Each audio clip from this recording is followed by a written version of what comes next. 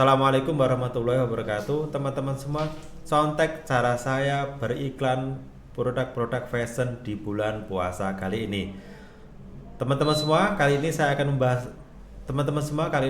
akan membawakan topik yang spesial terutama di bulan Ramadan, yaitu bagaimana cara kita beriklan atau menjual produk di bulan Ramadan. Kali ini kita akan fokus ke produk fashion, di mana produk ini adalah yang berhubungan dengan kebutuhan-kebutuhan puasa dan lebaran ya. Sebentar lagi mau lebaran, sebagian besar atau kebanyakan orang lebaran pasti beli baju baru. Sehingga kita ambil kesempatan kali ini untuk beriklan di Facebook Ad.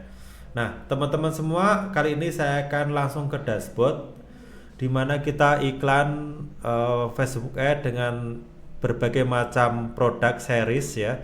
Kita ngiklan ada 1, 2, 3, 4 series produk ya, kita tes sekaligus. Kemudian ini adalah CBO ya teman-teman semua, ini CBO, campaign budget optimization. Jadi campaignnya ada di budget, levelnya ada di campaign. Kemudian setiap campaign kita punya 2 sampai 3 ad set ya, dimana satu ad set itu terdiri dari satu interest ya. Masing-masing ad set terdiri dari satu interest. Seperti ini, satu campaign terdiri dari 2 sampai 3 interest. Kemudian kita tes sehingga ketemu winningnya. Ini ada Brut, kemudian interestnya adalah Anissa. Kemudian campaign yang ketiga adalah hijab, yang ketiga Khadijah ya tadi, dengan 3 macam interest. Terus kemudian masing-masing aset itu ada interestnya masing-masing. Nah, setelah kita melakukan perjalanan dan campaign sebanyak dengan budget 270.000, maka kita bisa menemukan satu winning campaign, yaitu yang pertama adalah hijab Khadijah. Jadi ini udah spend atau mencapai reach 1.209, kemudian totalnya 4.000 dengan spend 270.000, kemudian kita mendapatkan cost per purchase-nya ini short form ya. Jadi sebenarnya ini belum sampai ke penjualan tapi short form, sampai kepada CPA-nya 67.000. Nah, kemudian dari 4 campaign ini ternyata yang winning cuman 1 ya, cuman 1 campaign. Ini karena seriesnya, bisa karena interestnya, bisa karena ad copy-nya. Nah, kebetulan kali ini kita melakukan testing berdasarkan produknya, jadi bukan berdasarkan interestnya. Jadi ada Brut dan interest. Jadi kita buka, di sini ada 3 interest. Yang pertama adalah interestnya Brut, kemudian yang kedua interestnya woman clothing, kemudian interestnya baju atasan. Ketiga aset ini bisa menghasilkan interest atau reach ya, tapi yang sales atau yang menghasilkan order itu cuma satu aset aja seperti ini. Jadi kalaupun toh tadi cost per purchase-nya jadi 67.000, tapi begitu kita breakdown ke campaign totalnya jadi 24.000, kemudian kita breakdown ke interest atau aset itu menjadi 15.000. Kemudian kalau kita cek di aset, ini kebetulan 1 ya, jadi produknya cuma 1 atau ad-nya cuma 1, tapi kita bikin carousel, jadi customer bisa milih ya, bisa memilih produk sesuai dengan foto, gambar, dan sesuai dengan pilihannya, warnanya, sehingga walaupun nanti ad-nya 1 tapi gambarnya ada sekitar 6. Nah, kalau kita breakdown strateginya kayak gimana, campaignnya kayak gimana sih? Yang pertama adalah ini campaign kita setting ke CBO ya, CBO, kemudian kita budget iklannya adalah 50.000 rupiah, schedule-nya full. Kemudian kita bagi menjadi 3 aset testing. Masing-masing aset itu punya satu interest ya, dimana interestnya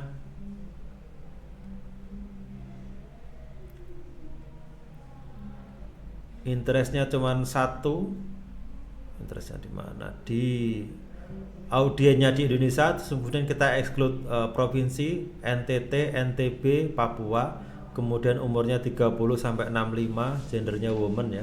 Kemudian interestnya di clothing apparel. Nah, dari sini kita bisa mengetahui winning campaign untuk produk beauty, produk fashion itu adalah interestnya ini ya, interestnya ini, dan produknya seperti yang saya sampaikan tadi ini ya, desainnya ya. Produknya ini. Jadi ini kalau art copy-nya kurang lebih sama lah ya sama teman-teman yang lain.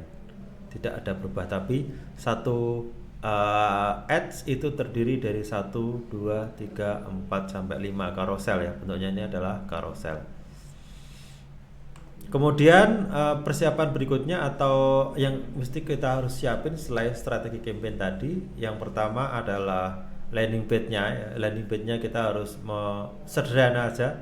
Jadi menyampaikan fiturnya, kemudian manfaatnya, benefitnya, kemudian pilihan warnanya apa, terus kemudian customer kita minta untuk ngisi form, dalam hal ini adalah short form ya. Kita bisa ambil menggunakan order online. Teman-teman bisa pakai order online, terus kemudian short form berarti cuma nama sama nomor WA. Kemudian masuk ke platform, kemudian platform ini akan secara otomatis mengirimkan WA ke CS kita dan CS customer, sehingga customer di follow up sampai closingnya. Jadi 4 itu posisinya belum closing atau belum transfer atau belum COD ya, tapi dia adalah lead sehingga 15.000, dan kemudian harganya itu sekitar 100.000 ya. Terus kemudian kita jual ke 199, jadi ada margin 100.000. Anggaplah kita closing sampai 50% sehingga CPS-nya adalah 30.000, maka kita masih dapat margin sekitar 70.000 ya.